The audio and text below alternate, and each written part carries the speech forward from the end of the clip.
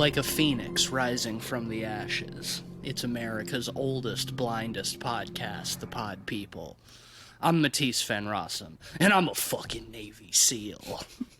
I'm Ben Sheets, and it's hammer time. And it's just the two of us this evening, the OG Podboy squad. Cleveland is busy with work and sends his regards to all of our listeners. And he's bummed he can't be here, but we're going to be talking about the brand new 2021 film Don't Breathe 2, directed by Rodo Sayagues and written by Fede Alvarez. And it stars Stephen Lang, Brendan Sexton III, and Madeline Grace. And that's right, Stephen Lang is back. He's older, blinder than ever. But this time, he's the hero? What? Yeah, you could say this is a little misguided. Yeah, to say the least. We'll just dive right into it. This is the sequel to 2016's Don't Breathe. Is that when Don't Breathe came out? So? It's a film we talked about on the show before. You can go back and listen to our episode on it. That first one, which was written and directed by Fede Alvarez, was one of our favorite horror films of the 2010s. I must say that for a long time I have been very wary of this sequel because I thought that the first Don't Breathe was a very well self-contained, sleazy, exploitative horror film that did not need a sequel. Yeah, and I mean, not to spoil the first one too much, but it gets into, like you said, very sleazy territory. Yes. Where the blind man, Stephen Lang's character, feels properly icky. Yeah, it's a movie that, like, makes him very definitively the villain, like he's the bad guy. And this time around, he is the role is reversed. He's put into the shoes of, I mean, I guess you can say an anti-hero, but I'd say that a lot of the movie does a lot to try to make him, like, legitimately sympathetic. And while I don't think it's necessarily bad at that, it's sort of impossible to shake memories of the first film where, you know, Stephen Lang is kidnapping and imprisoning women in his basement and using a turkey baster full of cum to, like, try to impregnate them. Like, you're not gonna forget that going into Don't Breathe 2. So, like, there are so many times where it's like there's trying to be in this movie, like, moments of like genuine sympathy for this old blind man, and it's just like, I could never quite buy it because I just keep thinking back to the turkey baster scene from the first one and, like, this is a bad guy. This is a bad man, you know? Well, yeah, because in this movie they use kind of a young girl as the fulcrum to kind of paint him as a heroic figure because he's protecting this young girl. But then you remember, like, he lost his daughter. And that's, like, the reason the first one went into action, you know? Right. And it's because he was destroyed by the loss of his daughter, so he was so desperate to become a father again and regain what he had lost that's why he's, like, imprisoning and trying to impregnate these women, you know? So in this one, it starts, it's like, well, he's got himself a new daughter. You know, he's found this little girl, he rescued her from a fire, and he has adopted her as his own and is sort of, like, training her for what? I don't know. yeah, there's still an ickiness there because, like, he doesn't let her out of the house at all. Yep. You know, they try to play it as, like, the overprotective father, but, like, you know, he's training her in, like, combat and survival, and he keeps her locked in, you know, I mean, maybe not necessarily like locked up like a prisoner, but he forbids her to, like, ever leave the house. So it's definitely hard to shake those associations. It's like, well, I mean, I guess this was his goal, right? From the first one. He got himself a daughter. He finally did it. But that doesn't mean, it doesn't erase the deeds of his past. And, like, the film a few times tries to, like, nod to that and be like, oh, yeah, he's a bad man who's done some bad things. And, like, his new adoptive daughter doesn't know any of those bad things he's done. The narrative push of the film is that a gang of ex-military tweakers show up at his house to kidnap his new daughter for, you know, reasons. We find out what those reasons are later, but at first it's kind of like, well, what's going on here? And so the role is kind of reversed. Similarly, it's to the first one, it's people breaking into his house to steal something from him, but this time it's from his perspective rather than the intruder's perspective, his and the little girls. Yeah, and this first half kind of felt like a repeat of the first movie in a lot of ways, to the point where it left me a little underwhelmed. It feels like it was missing some creativity. And the bigger problem I had with the first half is, you know, one of the charms of the first one is they set up the people that break in so well.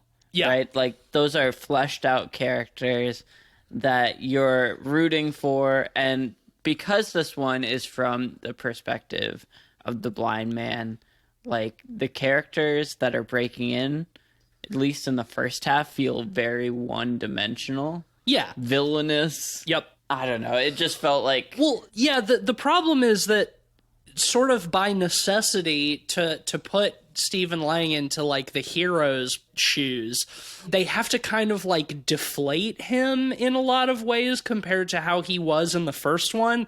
Because in the first one, he's the villain, right? So he's portrayed as this, like, sort of unstoppable monster, you know, with like a supernatural sense of hearing and awareness despite his blindness. And since he's the hero of this movie, they can't portray him that way, because then there would be no threat, right? But there's not like a reason for a narrative reason for sort of removing some of that intensity that he has in the first one. So there's a good chunks of this movie where he's just getting the shit kicked out of him by, like, meth heads. Yeah. You know? And you think back to the first one, it's like he would have annihilated all of these people the second they set foot in his house, right? Like, he would have destroyed them. So... And he eventually does. Yes, he does. But the thing is, like, it kind of strips the film of, you know, those actually tense horror moments, because it almost feels more like an action movie a lot of times. Definitely. In that, like, it's just him getting the shit rocked out of him, or him, you know, fucking people up. Yeah. And some of that is, you know, kind of creative, you know, when he super glues the dude's mouth and nose shut, like, okay. Don't breathe. I get what you're doing. Yeah. Here. Oh, haha. Funny. I did think that it was in that scene. It was kind of dumb that, like, that guy's friend who found him with, like, his nose and mouth super glued shut. He gets like a screwdriver and, like, punches it through his cheek to create, like, a new air hole. But then immediately after that, they just take some broken glass and, like, cut the super glue off of his mouth. Yeah. It's like, why didn't you just do that in the first place? That scene did have one of my favorite dumb lines, though, or pair of lines, is because in the garage they see his like framed, like, American flag and, like, his old military medals and pins and stuff, and they see, like, a Navy SEALs pin, and one of the guys like, this guy's a fucking Navy SEAL, and the other guy's like, yeah, a dead SEAL.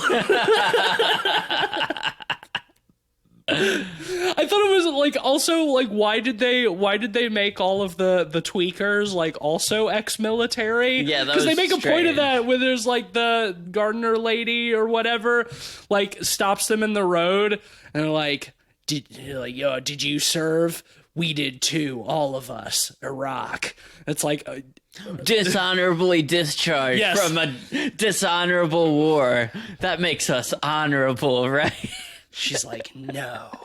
I mean, I guess it's to make it somewhat believable that they'd also like have a chance, against Stephen Lang, because he's ex-military, they're ex-military, similar training, but he's a SEAL, so he puts him just a little bit above them. The whole idea of being dishonorably discharged from a bad war being a good thing is fucking hilarious. Like, oh yeah, I killed a bunch of kids unjustly, but it was in Iraq and we shouldn't have been there, so I was the good guy. Right, exactly. It's like, no, if anything, that speaks more to how horrible you are that you were able to get a dishonorable discharge from an already extremely cruel and unjust war. Like, imagine the kind of war crimes you have to commit to be kicked out in fucking Iraq, Yeah.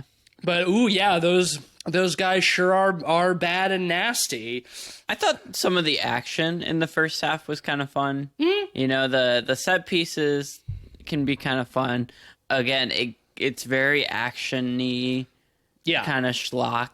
I think about the kind of little safe box that they have that the girl hides in that's filled with water. Yeah. I did think that was a cool set piece where like one of the guys tries to flush her out by like fastening the hose to like the vent in the top of that lockbox. So he's like filling it up with water, and then he strips a wire and dangles it in there to Stephen Lang. He's like, oh, you come any closer and I'll put it in the water and fry the little bitch. That was kind of fun. But then he gets out of that situation by like blowing up a propane tank and just and the rest of the house is fine, Yeah, exactly. Well, for a moment, while, until they just set it on fire later. This is a different house than the first one, right? It seemed like a very similar house. I mean, in terms of production design and stuff, like, yeah, it's like a ratty old Detroit, sort of slum house, but I'm pretty sure it's a different house. It doesn't have the same layout. It felt like, more labyrinthine. It's bigger. Yeah, it's bigger. One of the things that I didn't like about that is the first film has a really great way of kind of setting up your spatial awareness of the house. Yeah. Kind of, they do that long tracking shot kind of throughout the house. So you kind of have a feel for like the layout and how everything is placed, and that kind of adds tension as there's the cat and mouse within there. Mm-hmm. Whereas with this one, they don't really set up the house's structure super well. Well, yeah, because like in this one, the setting is less important than the first one. In the first one, like the whole point is that like these cat burglars who break into his house get trapped in there with him. Like he locks down the house so they can't get out. So like the entire action of the film is them working their way through this house trying to escape him and find a way out. Whereas in this one it's like it's a house, it doesn't matter. I mean, it's like And halfway through the movie, the tweakers like they do kidnap the girl and like burn his house down. The house is obviously not important, but it's the same kind of thing with like the old abandoned motel where they're all like hiding out where he goes later. Like there's nothing done to give you like a sense of space in that house or in that motel, which I think is kind of a missed opportunity. I think they could have gotten us to that point in the movie sooner, and there would have been more opportunities for like him, sort of moving throughout this big abandoned motel, like taking out people one at a time, like working his way up to like get to the girl Phoenix. Yeah, well, I feel like the second half is so much stronger because it's not just rehashing the first. Yeah. In premise, there's a reveal about halfway through that. Spoilers, I guess. Yeah, I guess. That the main villain's the girl Phoenix's dad. Yeah, and her real father. He got arrested 8 years ago when the house burnt down because they had a meth lab in the basement. Yep, that started the fire. What was the deal with, like, Phoenix has like this like one strand of like white hair for some reason, and then that's how they do the reveal that that dollar store Donnie Wahlberg is her dad, because he's like he takes off his hat and he's got like the same little white patch of hair in the same spot. It's like, what? Yeah. I honestly thought they were setting her up in that, like, they were going to be like, oh yeah, they're just bullshitting to steal your organs. Yeah. And they kind of do that, but not quite at the same time. There's still a familial connection there. Yeah, like he is her dad, but and they do kind of pull this around later with like a second reveal, but when that first reveal happened and he's, making out to be, it's like, oh yeah, we came here to, get you back and to take vengeance on old blind man for stealing you from us. It almost tries to make like what they're doing justify. It's like, oh, I just want my daughter back. But the problem is, like, the introduction to that character is like Phoenix is out at the beginning with like the gardener lady that Stephen Lang works with, and she goes into like the bathroom at a gas station, and he like follows her in. He's like, oh man, you sure are pretty. What's your name, gorgeous? Yeah. It's like just immediately putting out like big pedophile vibes. Yeah. It's like, that's it, like, this is it revealed later, like, this is your daughter and you're trying to get your daughter back, and like that's how you reveal yourself to her at the beginning, is like accosting her in a gas station bathroom and being like super creepy. It's like, what?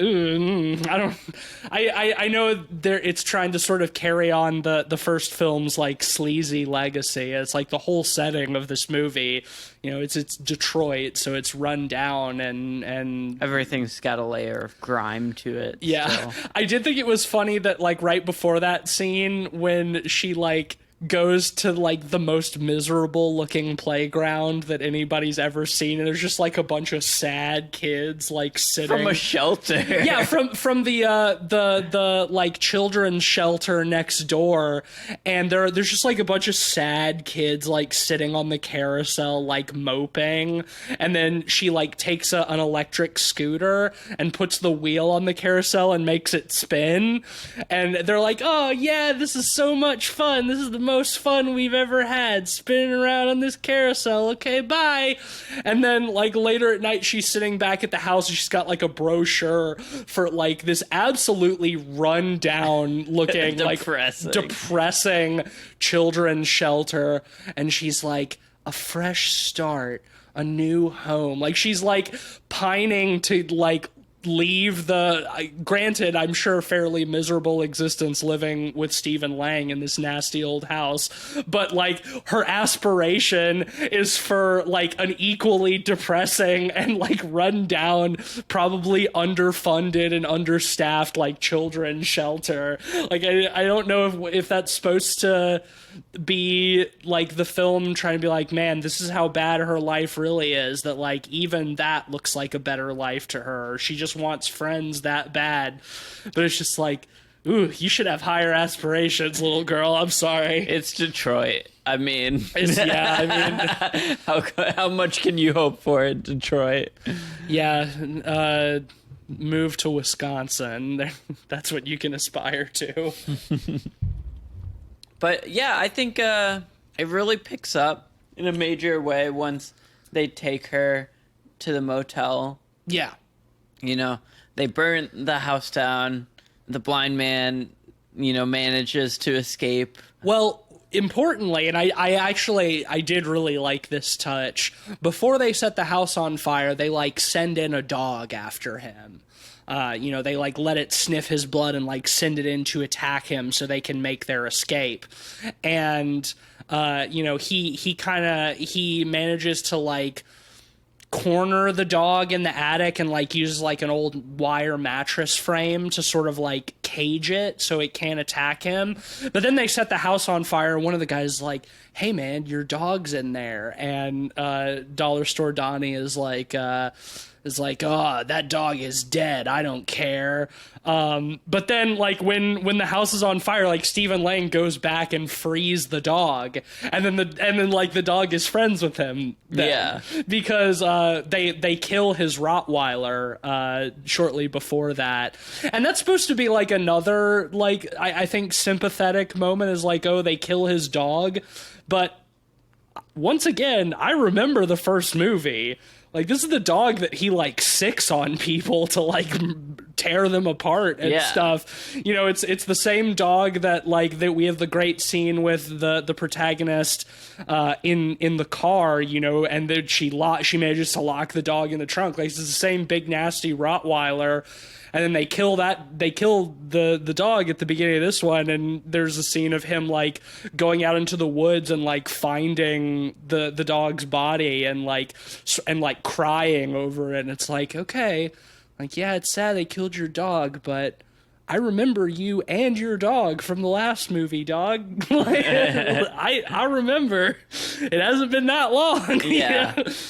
Well, you know, like, on a macro level, I kind of see what they're trying to go at with, like, all the characters are kind of unlikable characters. Mm-hmm. None of them... Except the little girl. Yeah. You know, she's pure and innocent and whatnot. You know, at least in what they're trying to do, none of the characters are redeemable. They're all supposed to be evil in their own way, but, like, it doesn't really work because you still are supposed to root in a lot of ways for Stephen Lang.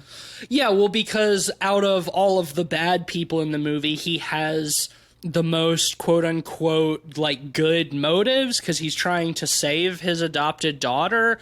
And so it's like you're rooting for him in the sense that like she is innocent and good and needs to be saved, and like she's in danger, and since he's trying to save her, he's the one you root for.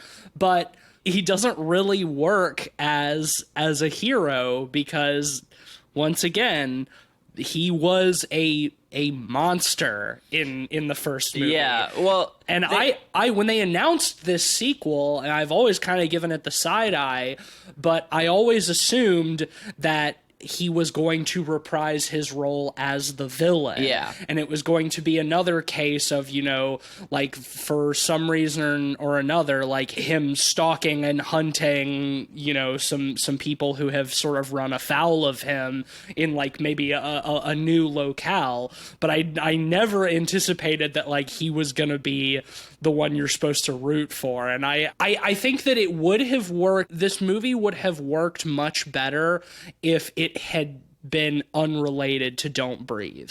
Like if you take the same script and you just cast a different actor and not have it be Stephen Lang's character from the first one, I think it would work fine as like a sort of exploitation-y action movie. Yeah. You know, it would have been like, oh, another blind guy with really good hearing. This has been done before. But other than the return of his character, there's not a single reference to the first movie. No. Like, somebody who's never seen the first one can absolutely go into this one totally blind, pun intended, and not be confused and not miss out on anything. Yeah. And maybe have a better experience for it because they're not tainted by the turkey baster, you know? Yeah. Well, it's funny because, like, there's a certain, you know, turning point where the main villain rescues, quote-unquote, Phoenix, and it almost seems like he's going to become the heroic character in a way. Yeah, like, oh, maybe she wants to stay with her real dad, and then Stephen Lang tries to come back and get her for selfish reasons, and then he's the villain. And then they pull out two more twists that kind of sour everything in a very strange and contrived way. So, like, first they introduce that the mom is still alive. Yep. You know, early on the girl is singing a song, and you know we get that callback with the song being sung by the mother in a wheelchair, and she's silhouetted the whole time. Yeah, because Phoenix is like trying to leave. She doesn't let, and her real father is like, "Hey, you're not a prisoner anymore. The door's open. You can go if you want. We just had to get you away from that nasty old man." And so Phoenix does try to leave, but like as she's walking out, like she hears somebody singing that song that she says she remembers her mom singing to her as a baby. And then, the mom is revealed in the wheelchair looking like fucking meth head Morticia Addams. I think they try to make that moment kind of sweet, but like the mom is pretty sinister seeming, like right off the bat, and I think that's a problem. Maybe it's by design, but like that scene where they're reunited and like they hug and stuff is supposed to feel like some kind of like emotional catharsis or whatever. It's like, oh, my mom's alive, yay, something good has come out of all of this. But it's like the mom does not look like a good character to begin with. Yeah. And then they have a scene where they're looking at pictures on her phone and reminiscing. But that lasts for like a minute before they turn the tables again. Immediately. Yeah. Like there's no time. And I mean, I will say I was sort of relieved that it's like, okay, these parents are actually bad, like they're supposed to be, and that it's not like some weird attempt to make them likable all of a sudden. But the reveal is that like, oh, the mom is dying because the burning chemicals from the meth lab like poisoned her, and like her heart is failing. So they've gotten this like black market organ doctor who's wanted by the police. Early in the movie they show his mugshot. And the reason they were going after Phoenix is because the mom needs a heart transplant, and it has to be someone from the family, right? Yeah. And so that's why they went through all of this rigmarole to kidnap Phoenix and get her back, so they could then just immediately murder her and harvest her heart and put it into the mom. And it's like, for the dad, like I understood the motivation kind of, like, oh, it's his wife or girlfriend or whatever, and he doesn't know the daughter, so he's trying to save her, and he's a bad, shitty person. But it's like, I was like, why is his whole like crew going along with this? And then we get one throwaway line that explains that, where like the same dude who was like, oh, you're gonna set the house on fire, your dog's in there, what are you doing? He's like, hey man, this is kind of fucked up that they're gonna like kill this kid and like take her heart. And one of the other guys just like, yeah, well, she's our cook, and if she can't cook our meth, then there's no business, and if there's no business, then there's no us. And it's like, really? In Detroit, really? You can't just find somebody else to cook meth for you? Like, you're really gonna go along with this whole elaborate scheme to track down and kidnap your boss's like daughter who has been gone for 8 years? Like, this seems more feasible to you than just being like, hey, we just need to find somebody else who can cook meth for us. Like, she's not like Walter White. Like, it's not Breaking Bad. She's not like Detroit Heisenberg or anything. Well, you never know. Maybe she is. The thing is, then they should have done something to show us that. Yeah. They should have been like, she makes the best meth in the whole upper Midwest. Well, that's the funny thing, because we're already primed to think she's not a great meth cook because she burnt the house down. Yeah, she started a fucking meth lab fire. Meth. I mean, I guess all of this can kind of be explained away by like, these people are all tweakers, so like their motivations aren't particularly sound to begin with. but also like they're ex-military, they're disciplined, you know, they work as a unit. So there's kind of a disjoint there. But you know, at that point it's like, oh, okay, so yeah, we know for sure these people are the villains. Like we got to root for Stephen Lang. But I do love that he befriends the dog and uses the dog to lead him back to the motel. Yeah. I thought that was a really great touch, because I was wondering, like, when they drove off and left him for dead, it's like, how is he going to find them? Yeah. Like, he's blind. he doesn't know what any of them look like.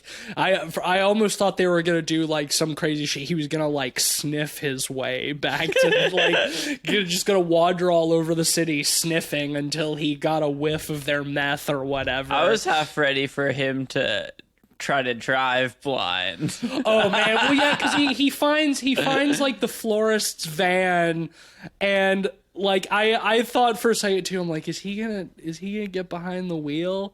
He's blind, man. That's not gonna work. But instead, he just raids the van for like a machete and like some canisters of like greenhouse fumigation pesticide stuff, and the dog leads him right back to the hotel. And I did think that moment was really great, where like, you know, after he kills the first guy and they're like, oh, it's him, and he's like, how did he find us? And the dog just like runs in and just like goes over to its food dish and starts eating. I did really like that. Didn't they have a one-liner like, disloyal bitch? Yeah. It's like, you disloyal motherfucker. And it's like, well, dog, you left your dog to die in a fire, and Stephen Lang saved him. Yeah, of course. Also, I guess, you know, Stephen Lang has a way with dogs. He's the dog whisperer. Yeah, probably has the treat plug.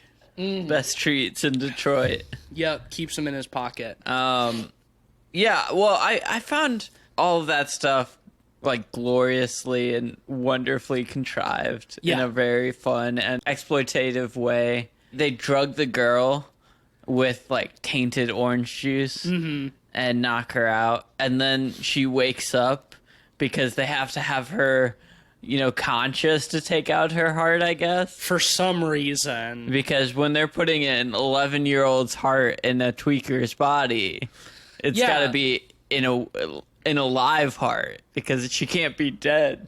Right. Well, it's like, I get that they can't kill her, but like they need her to still be alive when they take the heart out. But like, does she have to be awake? Like, I don't understand, because like, don't you think like the shock and trauma of like having her still beating heart like cut out of her chest would probably kill her and kill the heart like they're talking about? But I mean, yeah, you get that really the harrowing scene of like her on the table and like her mom lying next to her, and her mom's like, "Thank you, I need you. You're giving mommy the ultimate gift," or whatever. And then like right before he puts like the saw to her chest, like the power goes out. Yeah. It's like, oh shit, he's here. I will say, like, Stephen Lang does get a couple of like really badass moments in this part, particularly where he's like fighting with one of the dudes down in the basement, and they like break a water main and it like floods the basement. And he has a great moment where he like shoves a little bell down the dude's throat so he can like hear it jingling in his throat, and he uses that to like blind throw the guy's own hammer at him. It's action star shit. Yeah, it's pretty dope. They did miss an enormous opportunity for Stephen Lang to say it's hammer time after throwing the hammer. I was pretty disappointed that they didn't do that. But I did think the next part was very cool, where like the rest of the gang like go down into the basement, and Stephen Lang is just like lying there in the pooled water, like pretending to be dead. And when they step into it, like you see the ripples like traveling towards his body, and you see his hand kind of like feeling the direction they're coming from, and then he just sits up and just like pinpoint shoots all of them because he knows exactly where they are based on like the ripples. Yeah, I thought that was really cool. That was fucking tight. Really well shot, and like it kind of carries the idea of the first one of him having kind of superhuman senses. And that's the thing, is like that moment was so cool, and they give it away in the trailer, of course, because like it's dope. So like you show it in the trailer to get people excited, but it's like there's not enough of that kind of stuff throughout the rest of the movie. It's like they kind of blow their load with that scene, and it's really effective and it's great, but like I was looking for more of that. And I was also disappointed that they didn't reprise like the really cool like grayscale night vision stuff from the first one, where he like turns out all the lights in the basement and like we see it in night vision mode. I thought that was fucking really cool in the first one, and I was real the whole time we were sitting there watching this movie. I was like, I want more night vision action. I want him to cut the power and for it to go dark and for us to go back into that grayscale and just like see him like fucking taking out all of these guys in like the pitch black, you know? Yeah. It felt like another missed opportunity. Yeah. The next big set piece is in kind of the indoor swimming pool area with an empty pool. It's like the deepest pool I've ever seen, like, for a fucking hotel. Yeah. It's like the deep end is like 20 feet deep. It's like a diving pool. It's like, what kind of fucking hotel was this that had a fucking diving pool? That scene was pretty good, though. Yeah, it was entertaining. They almost go to something interesting with the dude getting his eyes gouged out, and it's like he's turning the tables on him by making him blind. And he says, now you're gonna see what I see, and then presses his thumbs into his eyes. That does come after what I did think was at least a visually interesting sequence where he uses the pesticide canisters as sort of like smoke grenades to like make the room all smoky. And you know, Dollar Store Donnie like shot out the windows earlier, so you've got like the sort of red neon light coming in from outside. It reminded me very much of like the scene where Ryan Gosling goes to Vegas in Blade Runner, where it's like super hyper saturated with like one color. I do think there's a missed opportunity to not like have everybody more affected by like the pesticides, because that wasn't just smoke, like it's bug poison. Yeah. Like it's the kind of shit where like you have to leave for them to do the fumigation. So I thought for sure it was going to be like he was going to use this kind of like biological warfare to like make start coughing up blood and stuff, but you know, you can't have it all, I guess. Well, and in the panic, Dollar Store Donnie like is like shooting wildly through the smoke. Yeah, ends up hitting his wife, girlfriend, you know, Tweaker, and she dies in her motorized wheelchair. And I thought that sequence was great. Which Phoenix is handcuffed to her wrist. Yeah, that was great. So she like slumps over and hits the controller on the wheelchair, and it's like going towards the pool, and Phoenix is like handcuffed to her. So she goes over the side, and like Phoenix is like hanging on with like just the dead weight of her dead mother, like handcuffed to her wrist. And she reaches over and grabs the machete and just starts like brutally hacking off her mother's arm. It's symbolic. She's cutting those final maternal ties to her old life that she's leaving behind. I liked how bloody and gross that was. Like her just sort of like brutally hacking off the arm. Yeah, it was nasty. And she ended up falling into the she pool falls in anyways. anyway, though. That's the thing. She falls anyway. And, after Stephen Lang gouges out Dollar Store Donnie's eyes, Phoenix tries to go back to him, and then he has sort of like his confessional moment where he at least acknowledges the evil shit that he did in the first movie, and is like, no, I'm not actually in a position to raise you and father you. Like, I'm a monster. I've murdered. He says he's raped, which does show personal growth, because in the first movie, I always remember him being like, I'm not a rapist. I'm just trying to have a baby. It's like, well, you're not personally raping, but you're still forcibly injecting somebody with cum via a turkey baster. It's almost worse. That's still rape.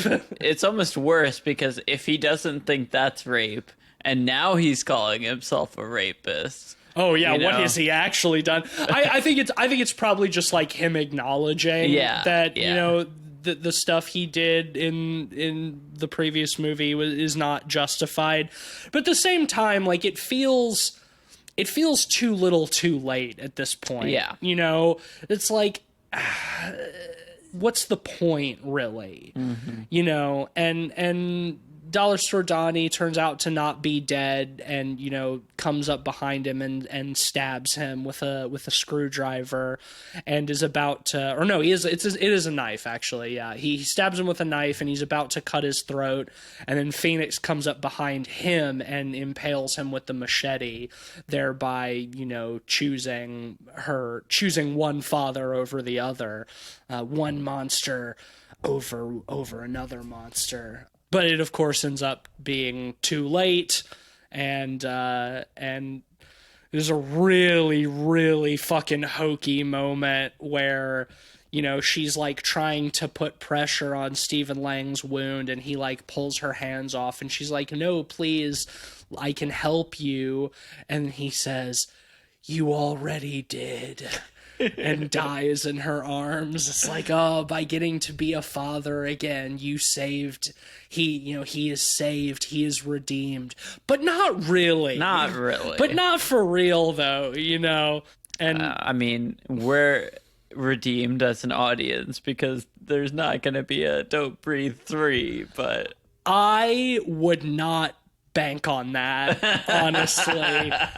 I think it's all gonna depend on how well this one does. Where would they even go? I don't know, from man. Here? Bro, I said the same thing at the end of the first one.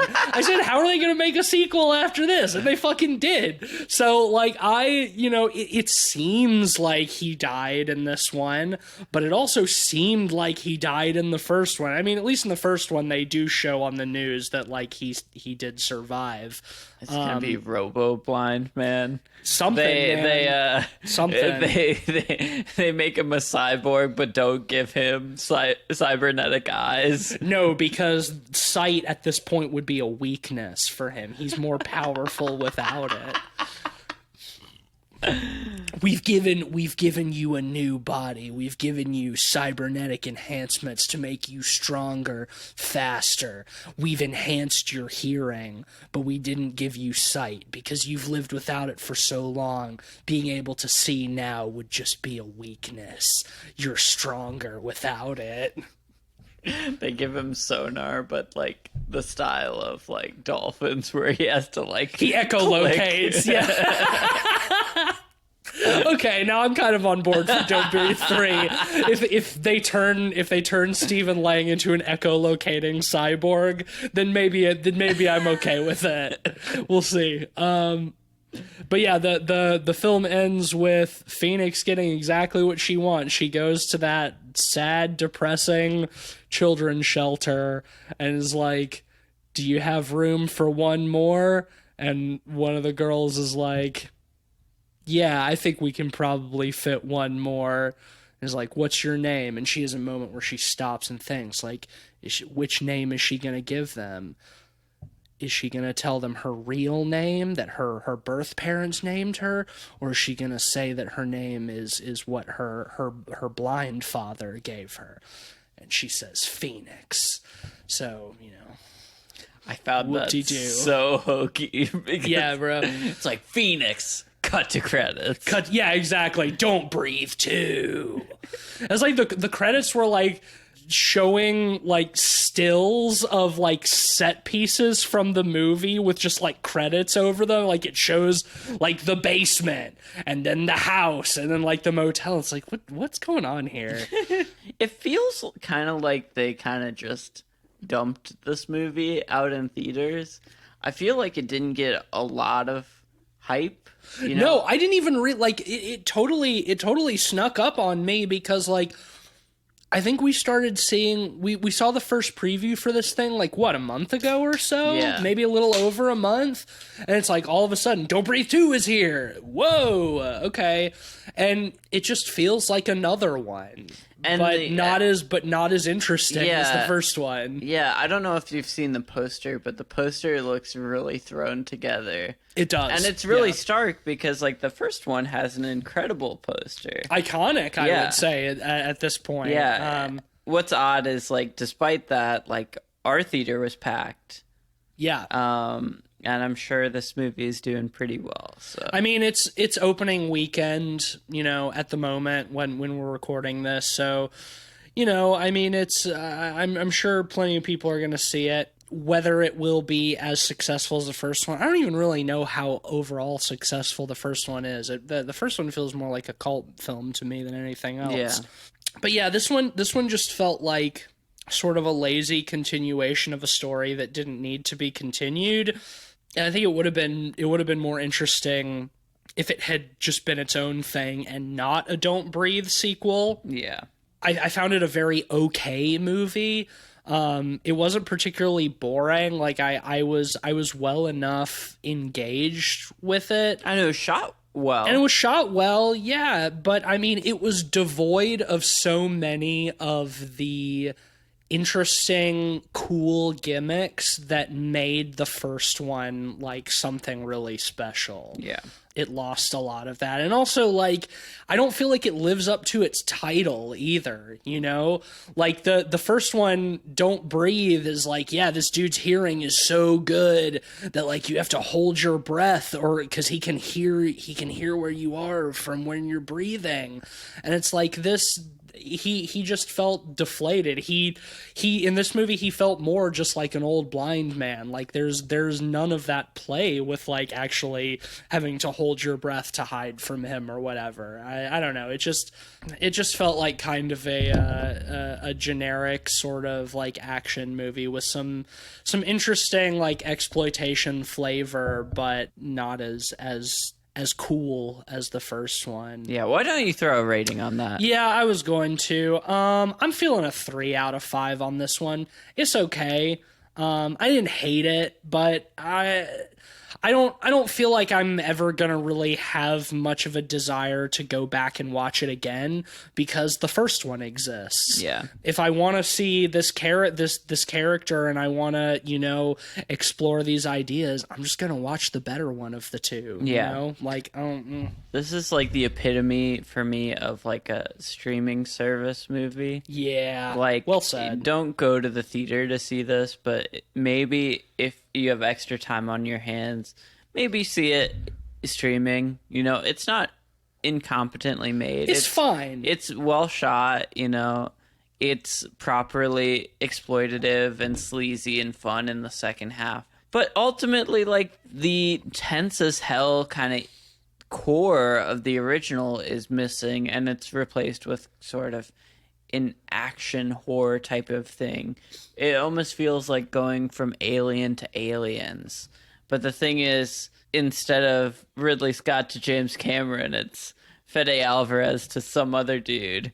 And the transition doesn't really work as gracefully. This movie's not bad by any means, and like the good sequences and set pieces are really good. It's just not as good as the first, and it left me wanting more. I'm going to give it a 3 out of 5 as well. Cool. Well, that's unanimous. Don't Breathe 2 is a 3 out of 5. This movie is like the definition of see it or don't. Yeah. Like, I don't, like, I don't think you're going to have a bad time watching it, but you're also not really missing anything if you don't give this one a watch, Just go watch the first one. Like, the first one is great. The first Don't Breathe fucking rules. Go watch that movie. Next week, we're continuing our long run of new films. We're watching Night House. Is that what it's called? Yeah. I don't know much about this movie other than I saw the trailer and it looks cool. Yeah, the trailer looks great. The soundtrack of the trailer especially. Yeah, really elevates it. It looks like a rad movie. I don't really know what it's about. There is a night house. It's like a backwards house. Yeah, it's like what if there was like a spooky backwards reverse version of yourself and your house. I don't know, but we'll fucking find out. Yeah. And you too, gentle listener, can find out next week when we review Night House. I like to think the backwards house is on the other side of the old beach. Oh, okay. All right. Yeah. All right. We're getting into the old cinematic universe. We did predict Don't Breathe 2, and we have some numbers. All right, what do you got for us, Ben? So we did indeed predict this. Don't Breathe 2, I'll start with Rotten Tomatoes. Tisse, you predicted this would be a 68. I feel good about that. Cleve predicted 75, and I predicted a 50. Oh, wow. Well, as of today, it is sitting at a 50. Oh, shit. Yeah, Wow. so You're right on the fucking money. right on the goddamn money. Incredible. Yeah, so feeling good about that. And then for our collective ratings, Tisse, you predicted 2.9. Cleve predicted 3.5. And I predicted 2.5. Yes. 0.1 off, and I've been real close on these collective ratings lately. Yeah, you are definitely still very much in the lead. Hell yeah, I'll take it. Well, since Cleveland is not here to do our sponsor this week, it falls to me to supplicate myself before the sponsor shelf and see what it has given us. This week, The Pod People is brought to you by a tongue that is way too long. Have you ever been going to lick an ice cream and all of a sudden, whoa, that tongue is way too long? Whoa! What are you even gonna do with all of that? It's a tongue so long that you can't tell if it's yours or someone else's. Hey, but you can eat ice cream with no hands. With no hands, and more importantly, you can eat both your ice cream and your friends. Thanks, a tongue that's way too long. All right, that'll bring us to the end of this week's episode. If you want to support the show, the best way to do so is to leave us a 5-star rating on Apple Podcasts, along with a couple of words with what you think about the show, why you like the show. You can also support us by becoming a subscriber to our Patreon at patreon.com/podpeoplepod. We got a few different supporter tiers that you can subscribe to if you want to support the boys in that way, but fear not, none of our content is paywalled. You will always get every episode for free.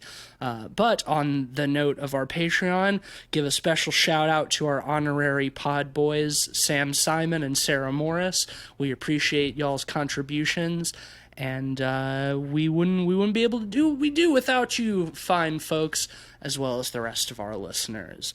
You can follow the show on Twitter at PodPeoplePod, and you can always check out our Letterboxd at letterboxd.com/PodPeoplePod, which is where you'll find a list of all the films we've talked about on the show, with our average ratings and links to those episodes.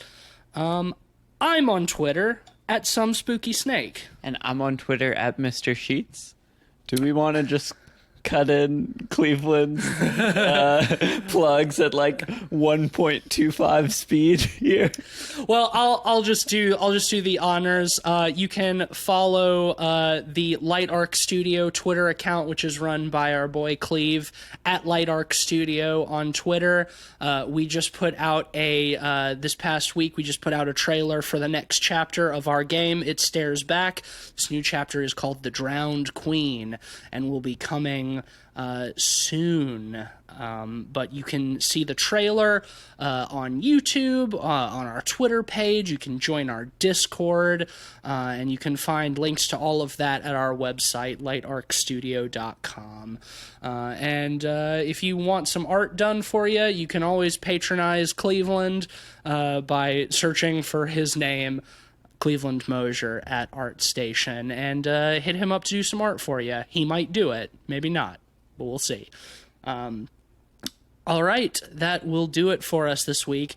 Thank you, as always, for listening, and next week, Night House.